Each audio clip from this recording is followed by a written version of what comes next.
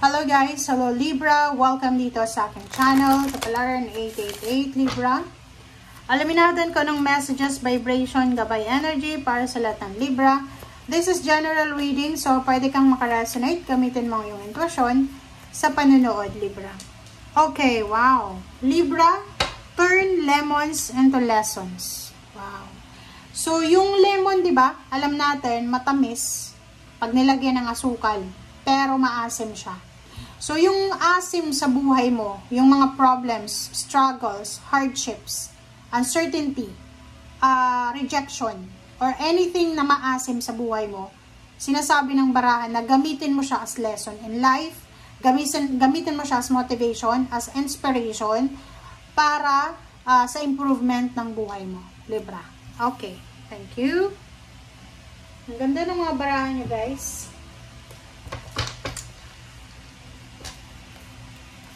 So, ano man ang pinagdadaanan mo ngayon, Libra, mahirap man yan, gamitin mo yan as inspiration, as motivation, determination sa, para makaalis ka dyan sa sitwasyon na yan.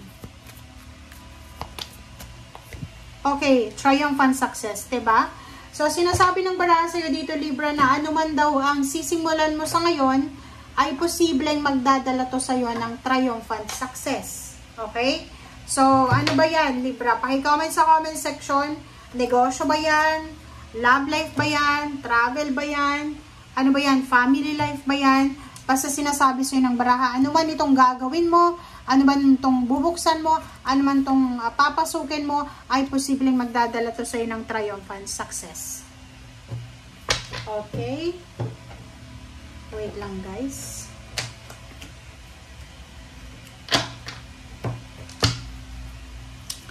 Okay, tingnan natin yung last deck mo, Libra. Last deck na tayo.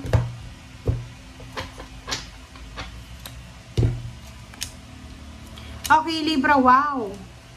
Congratulations sa lahat ng Librang nanonood, ha. Atong first two cards mo sa third deck ay sobrang ganda kasi sinasabi na yung Wheel of Fortune. Wheel of Fortune is all about change, alchemy, pagbabago, transformation. Sinasabi ng baraha sa'yo na may pagbabagong magaganap sa buhay mo and paalis ka na sa sitwasyon na parang lemon siya. Mapait, maasim na sitwasyon.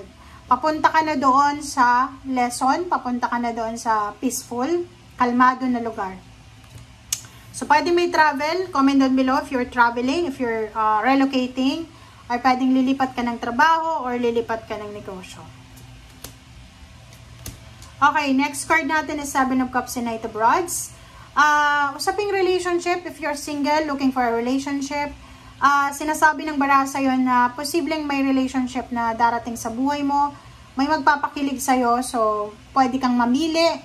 It's a choice. Ikaw yung magdidesisyon dyan, so bahala ka. Okay? Next card is, okay, sa usaping trabaho, parang mayroon ditong Libra na yun, may nag-o-offer sa'yo ng long distance travel, a long distance job, international job, or pwedeng trabaho sa malayong lugar. Sinasabi ng barahan na hindi ka makapag-isip, hindi ka makapag-desisyon kung ano yung gagawin mo. So, comment down below if you resonated.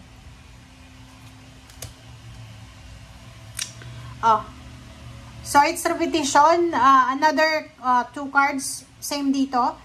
Sinasabi ng barahan na isang magbubukas na pag-ibig para sa'yo. So, kung single ka na, Libra, i-grab mo na yung opportunity na to. Pero kung hindi ka single, ingat-ingat ka. Okay? So, dito sa Ace of the Rods, sinasabi ng barahan na may pinto ng pag-ibig, love life, ang magbubukas para sa'yo. So, or pwedeng in a relationship ka or may asawa ka, posibleng kayong dalawa ay meron exciting na travel together for work or business or for leisure na gagawin. Okay. Nakikita ko sa'yo dito, may Libra na takot ka. Lalo na sa financial. Takot na takot kang mawala ng pera. Takot na takot kang mawala ng trabaho. So, dito sinasabi ng baraha, huwag kang matakot, Libra. Okay? Sa sobrang sipag mo, sa sobrang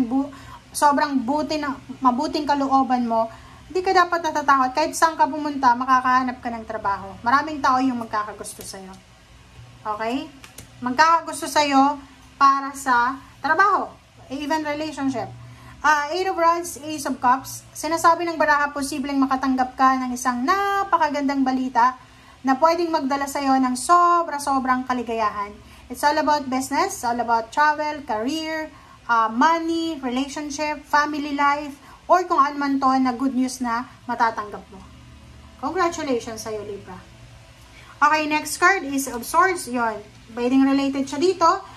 Sinasabi na may good news, information, communication, new beginnings, and sinasabi ng barahan na ang good news na to ay pwedeng pagkapirahan. Ang good news na to ay pwedeng magdala sa'yo ng lump sum of money or posibleng makahawa ka ng malaking halagang pera dito. Okay, so 5 of Cups, sinasabi ng baraha, merong tao, Libra, na nangihinayang sa'yo, diba? Pwedeng may isang tao dito, pwedeng dati mo siyang employer, dati mong manliligaw, dati mong karelasyon, dating asawa.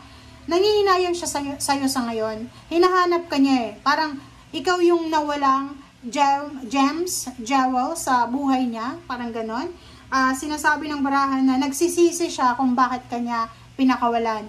Nagsisisi siya kung bakit kanya hindi tinulungan. Parang ganon. Okay. 9 of Swords.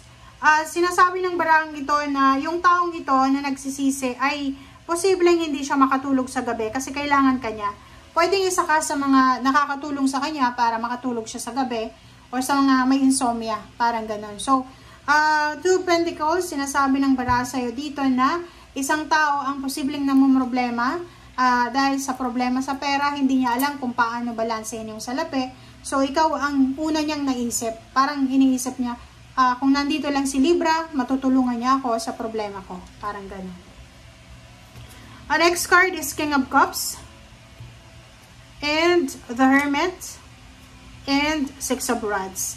So, dito sa 3 cards na to, sinasabi ng baraha sa'yo na kumalma ka lang daw, Libra. Okay? Kailangan mong kalmahin ang iyong sarili. Kalmahin mo daw yung kalooban mo. Kalmahin mo yung sarili mo. Dahil sa pamamagitan ng pagiging kalmado, sa pamamagitan ng King of Cups, mahanap mo dito yung tamang direksyon, mahanap mo yung clarity, mahanap mo yung pathway, diba? Yung daan papunta doon sa recognition, sa awards, rewards, sa blessings, prosperity, and abundance, and stability. So, ibig sabihin yan, manatili kang kalmado, Libra. Pero kalmado ka naman, diba? Hindi ka naman aggressive na tao. So, ituloy mo lang yung pagiging kalmado mo. Kasi yung pagiging kalmado mo, pagiging masipag mo, pagiging mabuting tao, yan ang magiging rason kung bakit ka sobra-sobrang magiging blessed sa buhay. So, ibig sabihin yan, yung pagiging magbuti mong tao, siya yung sandata mo dito sa mundong ibabaw. Maraming tao yung magkakagusto sa'yo for relationship, or for business, or for work dahil sa pagiging mabuti mong tao. Okay? Thank you guys for watching. Bye!